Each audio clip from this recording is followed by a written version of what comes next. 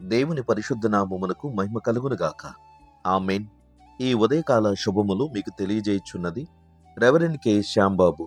ఈ దినము కొరకు దేవుని వాక్యము. వాగ్దానము చేసిన వాడు నమ్మదగినవాడు గనుక మన నిరీక్షణ విషయమై మనము ఒప్పుకొనినది నిశ్చలముగా పట్టుకొందుము. హెబ్రీ పత్రిక 10వ అధ్యాయము 23వ వచనము.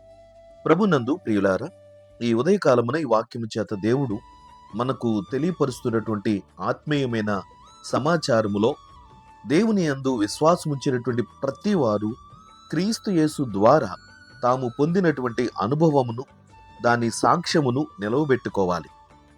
పౌలు భక్తుడు ఈ మాటలను తెలియపరుస్తూ, సంఘ విశ్వాసులలో ఆధ్యాత్మికమైనటువంటి అభివృద్ధికి కారణమైన విశ్వాసం ఏదైతే ఉన్నదో దానికి నమ్మకమైన వాడు లేదా ఆ విశ్వాసమునకు పాత్రుడు కర్త అయిన క్రీస్తునందు మనము నిశ్చలమైనటువంటి భక్తిని కనపరచాలన్నది పౌలు గారి యొక్క అభిప్రాయమై ఉన్నది. ఎందుకనగా ప్రస్తుత కాలంలో అనేక మంది పరిస్థితులను బట్టి తమ విశ్వాసపు స్థితిగతులను తొలగిపోతూ దానిని స్థిరపరుచుకునలేని పరిస్థితులకు దిగజారుతున్నారు. అది ఏదైనను సరే, సాతాను కలిగించే శోధన కానీ, లేదా శరీరపరమైనటువంటి వ్యాధి రుగ్మత కానీ, ఆర్థికపరమైన సమస్య కానీ, మనము కలిగి ఉన్నటువంటి నీతిమత్వమును, మన యొక్క భక్తి విశ్వాసమును చెదరగొట్టుచున్నది. కనుక హెబ్రీ సంఘములో ఉన్నటువంటి ఇలాంటి పరిస్థితులను అవగాహన పరుస్తూ ఈ వాక్యము 12వ అధ్యాయము 2వ వచనములో ఈ మాటలు తెలియజేస్తాడు. మనము కూడా ప్రతి భారమును సులువుగా చిక్కులుబెట్టు పాపమును విడిచిపెట్టి విశ్వాసమునకు కర్తయు దాన్ని కొనసాగించువాడునైన యేసు వైపు చూచుచు మన ఎదుట ఉంచబడిన పందెములో ఓపికతో పరుగెత్తుదము. ఆయన తన ఎదుట ఉంచబడిన ఆనందము కొరకై అవమానమును నిర్లక్ష్యపెట్టి సిలువను సహించి దేవుని సింహాసనము యొక్క కుడిపార్శ్వమున ఆసీనుడై ఉన్నాడు అనే మాటను తెలియజేస్తున్నాడు. కాబట్టి మన జీవితములలో యేసుక్రీస్తు విశ్వాసమునకు కర్తగా ఉన్నటువంటి ప్రభువు మనకు మాదిరి, గురి అయి ఉన్నాడు. కనుక ప్రస్తుత కాల పరిస్థితులు ఏమైనాను కానీ కేవలము క్రీస్తు యేసునందు మనము చేసినటువంటి ఒడంబడిక లేదా ప్రమాణము లేదా మనం ఒప్పుకునేటటువంటి విశ్వాసపు సాక్ష్యమును మనము కాపాడుకోవాలి. ఎందుకనగా ఆ విశ్వాసమును బట్టే దేవుడు తదుపరి మన జీవితమునకు ఆశీర్వాదకరమైన స్థితిని కలగజేస్తాడు. ఆ విశ్వాసమును ఆధారం చేసుకుని, మన సాక్ష్యమును ఆధారం చేసుకుని తగినటువంటి ఆశీర్వాదమును దేవుడు మనకిస్తాడు.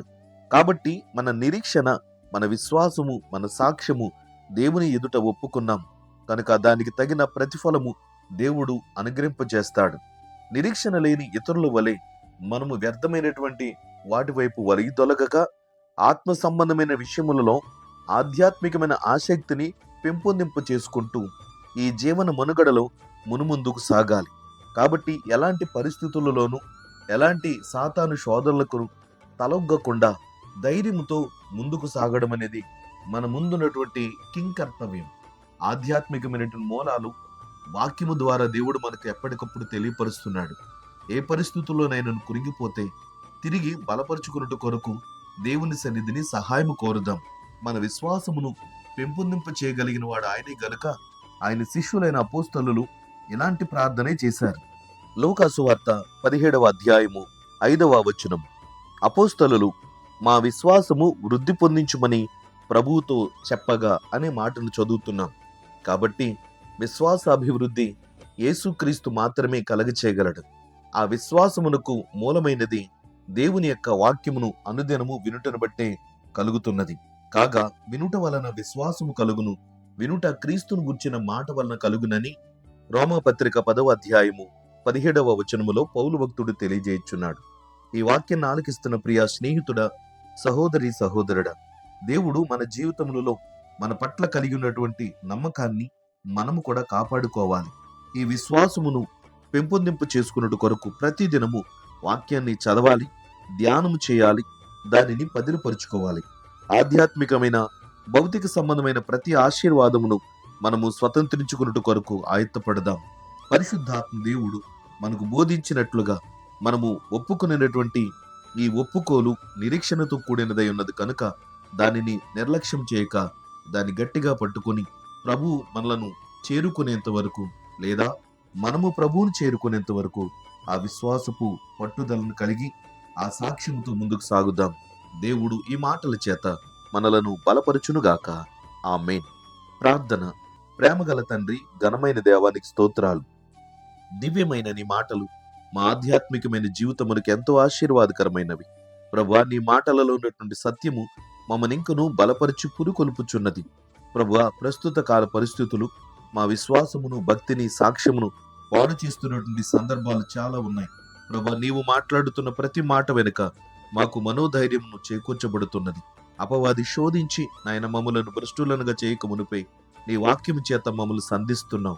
ప్రభువా, నీ సన్నిధిని మేము ఒప్పుకున్నటువంటి ఆ సాక్ష్యము, ఆ ప్రమాణము, ఆ ఒప్పుకోలును, నిరీక్షణను మేము కోల్పోకుండా దానిని చేపట్టి అంతము వరకు, అనగా నీ రాకడ పర్యంతం వరకు నిన్ను చేరుకున్నటకు స్థిరమైనటువంటి నిశ్చలమైన భక్తిని మాకు అలవర్చుమని ప్రార్థన చేస్తున్నాం. మాకు సహాయం చేయమని మీ సన్నిధిని వేడుకుంటున్నాం. ప్రభువా నాయనా, నీ వాక్య సంబంధమైనటువంటి వాటి విషయములలో మేము ఎప్పుడు వైదొలగిపోకుండా సహాయం చేయండి. ఈ వాక్యం ఆలకిస్తున్నటువంటి ప్రతి బిడ్డలను మీరు ధైర్యపరిచి బలపరచండి. ప్రభువా, స్తోత్రాలు. నీవు సెలవిచ్చినట్టుగా, వాగ్దానం చేసినట్టుగా అంతము వరకు నాయనా మరి సహించిన వాడెవరు వారి ధన్యులని సెలవిస్తున్నావు. ప్రభువా, ఒక దినాన్ని నీవు మా దగ్గరకు రాబోతున్నావు. మా విశ్వాసపు నిరీక్షణను మీరు గమనించబోతున్నారు. ఆ దినాన్ని పొందబోయే ప్రతి ఆశీర్వాదమునకు మమ్మల్ని కర్తలుగా చేయుట కొరకు నీ వాక్యము మాకెంతో మేలుకొల్పుగా ఉన్నది. ఈ వాక్యం ఆలకిస్తున్న ప్రతి బిడ్డలు దీవించండి, బలపరచండి.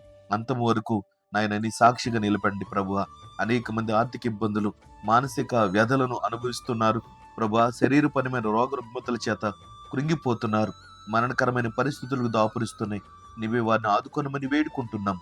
మీ సేవకులమైన మమ్ములను, మా తోటి సేవకులను, సువార్థికులను, ఉపదేశకులను, సంఘ కాపురులను, మిషనరీలను, వారి పరిచయలను దీవించండి. నూతనంగా ప్రభువా నిన్ను నమ్ముకుని విశ్వాసములకు వస్తున్నటువంటి ప్రతి బిడ్డలను, వారి కుటుంబాలను కాచి కాపాడండి. నీ మహిమ కలిగిన సాక్ష్యములను, నిదర్శనములు వారికి చూపండి. ఘనత, మహిమ, ప్రభావములు నీకే చెల్లిస్తూ యేసుక్రీస్తు నామమున ప్రార్థన చేయుచున్నాము తండ్రి. ఆమేన్. తండ్రి, కుమారుడు, పరిశుద్ధాత్మయను త్రియేక దేవుని దీవెన ఎల్లప్పుడూ మీకు తోడైండునుగాక. ఆమేన్.